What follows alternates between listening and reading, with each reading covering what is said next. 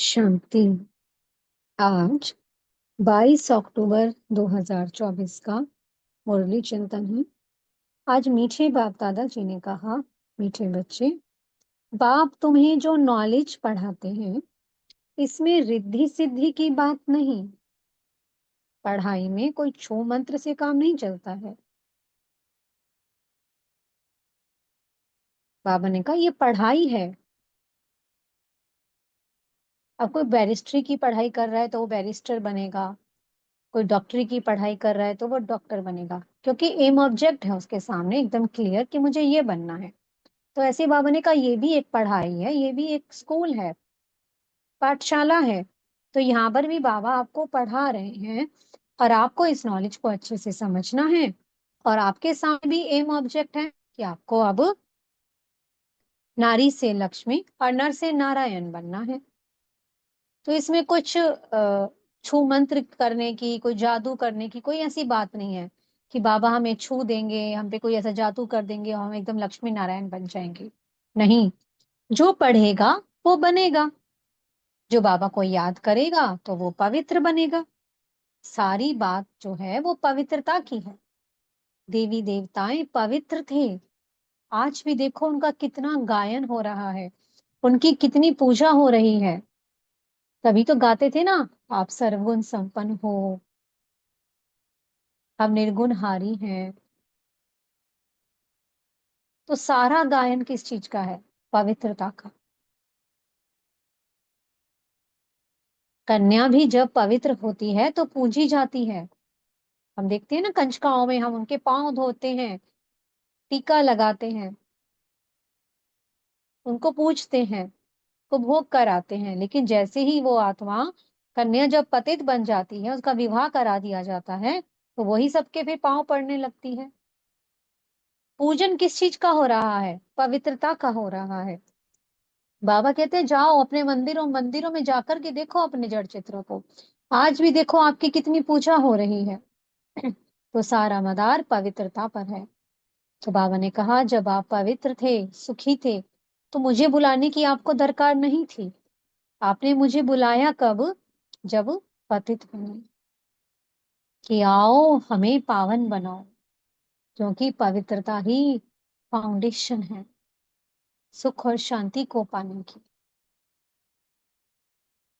बाबा ने कह दिया कि अब बाबा स्वर्ग बना रहे हैं, सत्युग आ रहा है।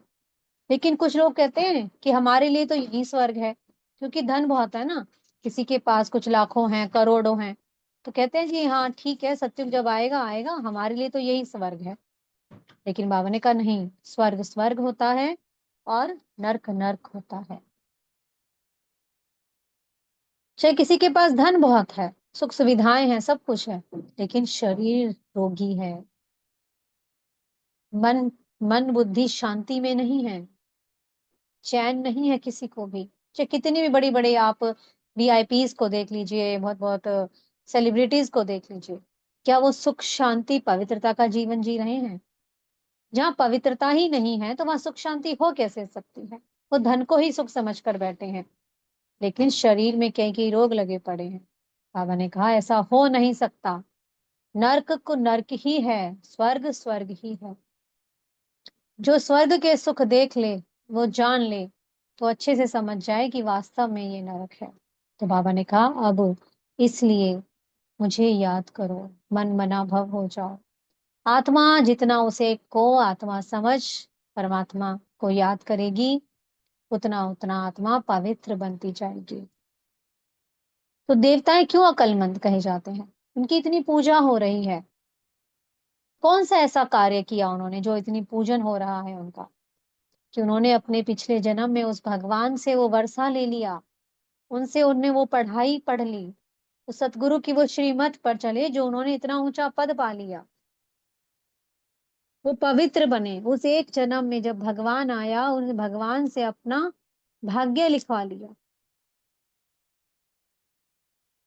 तभी तो देखो देवताओं की आज भी कितनी पूजन हो रहा है, कितनी उनका गायन हो रहा है। क्योंकि देवता बने, कैसे बने देवता, क्या किया उन देवताओं ने, ये जानना जरूरी है कि उन्होंने उस भगवान को पहचान लिया था। वो भगवान की गोद के बच्चे बन गए थे। निराकार था वो, फिर भी उसे एक साधारण बूढ़े तन में पहचान लिया कि वो ज्ञान सुना रहा है। उस ज्ञान का वो स्वरूप बने, उस ज्ञान को धारण किया, पवित्रता को धारण किया, उस एक की श्रीमत पर चले। तब वो क्या बने? लक्ष्मी नारायण बने। जो करता है उसे मिलता है। फिर बाबा ने कहा, देखो आप बच्चे सतो प्रधान थे, वर्थ पाउंड थे। पाउंड होता है ना, बहुत वैल्यूएबल होता है, बहुत वैल्यूएबल थे। अब देखो नीचे उतरते उतरते आपकी बैटरी कैसी हो गई? डिस्चार्ज हो गई, वर्थ पेनी बन गए। बाबा तो यहाँ तक कहते हैं, वर्थ नॉट ए पेनी, पाई पैसे की भी वैल्यू नहीं है। पतित बन गए, रावण के बन गए, बुद्धि बिल्कुल तमो प्रधान बन गई, पत्थर बुद्धि बन गई। तो बाबा ने कहा, अब मैं आया हूं, तो अब जो मैं सुनाता हूं उसे सुनो, उसे धारण करो, अपना परिवर्तन करो, दैवीय गुणों को धारण करो। तो जो आत्मा स्वयं का परिवर्तन करती है, दैवीय गुणों को धारण करती है, उस एक की श्रीमत पर चलकर पवित्रता को धारण करती है, संपूर्ण पावन बनती है, अपनी दृष्टि का, अपनी वृत्ति का, हर कृति का परिवर्तन करती है, स्वयं को आत्मा समझने का अभ्यास करती है, सबको आत्मा भाई भाई की दृष्टि से देखती है। दृष्टि का परिवर्तन ही सृष्टि का परिवर्तन कर सकता है। जैसे बाबा हमें क्या श्रीमत देते हैं? अपनी दृष्टि का परिवर्तन करो, जो मैं तुम्हें पढ़ा रहा हूं उसे पढ़ो। तो जो उसकी श्रीमत पर चलेगा वो सत्युग में आएगा।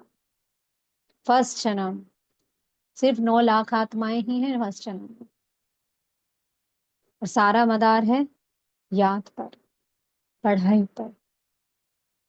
तो उस सच्चे सच्चे साथी को सच्चा सच्चा पोता मेल देना है, उसे अपनी हर बात बतानी है, ताकि फिर वो हमारी मदद करता है, जो जो कमियां हैं खामियां हैं उनको निकालने में हमारी मदद करता है। आज बाबा ने पूरे यूनिवर्स के बारे में बताया कि पूरा यूनिवर्स है क्या। सबसे ऊपर है मूल वतन, फिर है सूक्ष्म वतन, और फिर है साकार वतन। बाबा ने कहा, मूल वतन में तो सब आत्माएं रहती हैं, वहां कोई एक्टिविटी है ही नहीं। सूक्ष्म वतन में भी कोई एक्टिविटी नहीं है, वहां तो सिर्फ मूवी है, सिर्फ एक खेल पाल है, साक्षात्कार है। एक्ट कहाँ पर हो रहा है? साकार वतन में। तो हम आत्माएं ऊपर से आई नीचे, और हमने पार्ट बजाया इस साकार वतन में, पूरे 84 जन्मों की यात्रा की। 84 जन्मों की यात्रा करते करते हम जो देवता थे, देवता से हम क्या बन गए? मनुष्य बन गए। देवता अर्थात पवित्र, मनुष्य अर्थात जिनमें देहभान आ गया, पतित बन गए।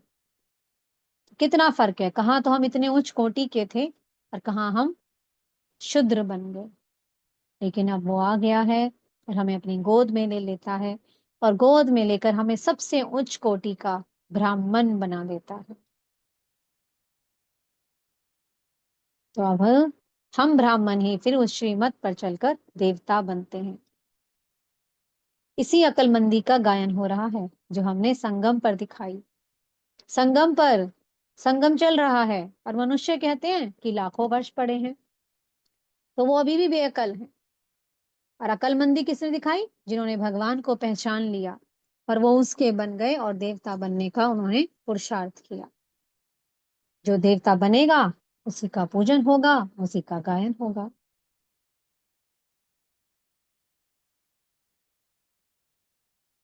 और आज बाबा ने क्या कहा? साइलेंस का बल जमा करना है। हम जब एकांत में बैठकर उस एक परमात्मा को याद करते हैं बिंदु बनकर, तो उस साइलेंस की शक्ति से साइलेंस का बल जमा होता है। क्योंकि अब हमें कहाँ जाना है? साइलेंस की दुनिया में जाना है, वाणी से परे जाना है।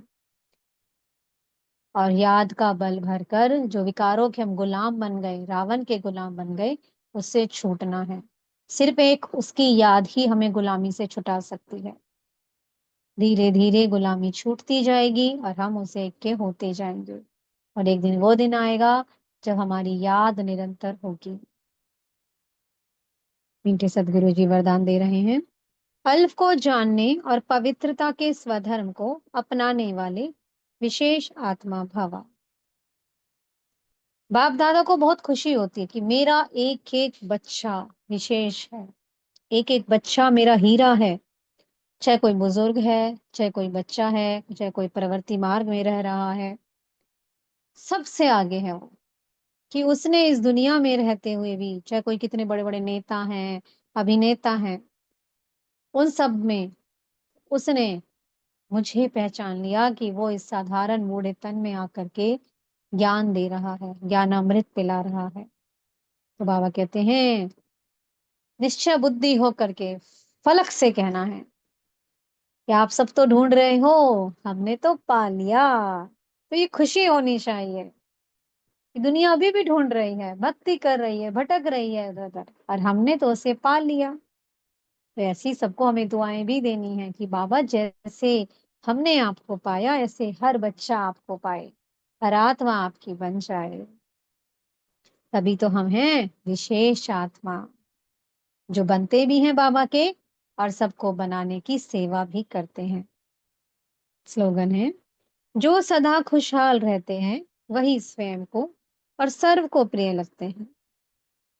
खुशी ही एक ऐसी चीज है, सदा मुस्कुराता हुआ चेहरा, जो सबको खुशी देता है। स्वयं भी आत्मा खुश है और दूसरों को भी खुशी दे रही है।